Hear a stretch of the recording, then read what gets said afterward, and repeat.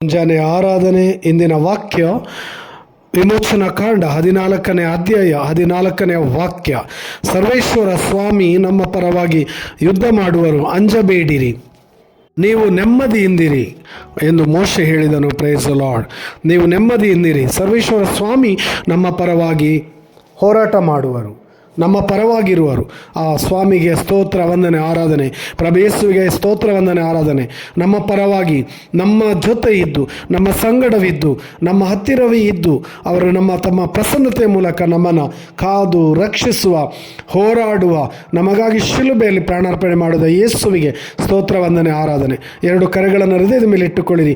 ಯೇಸು ನಾಮ ಈ ಮುಂಜಾನೆ ಸಮಯದಲ್ಲಿ ಆರಾಧಿಸುತ್ತಾ ಸ್ಮರಿಸೋಣ. Hallelujah, hallelujah, hallelujah. ಪ್ರಭು ಯೇಸು ನಿಮ್ಮ ನಾಮಕ್ಕೆ ಸ್ತುತಿ, ಸ್ತೋತ್ರ, ವಂದನೆ, ಆರಾಧನೆ. ಈ ಕ್ಷಣದಲ್ಲಿ ನಿಮ್ಮ ಆತ್ಮರನ್ನು ಸುರಿಸಿರಿ, ಅಭಿಷೇಕಿಸಿರಿ, ಆರೋಗ್ಯ, ಸೌಖ್ಯ, ಆಶೀರ್ವಾದನ, ಕೃಪೆ, ಕರುಣೆ, ಕ್ಷಮೆ ನೀಡಿರಿ. ಪಿತನ ಸುತ್ತ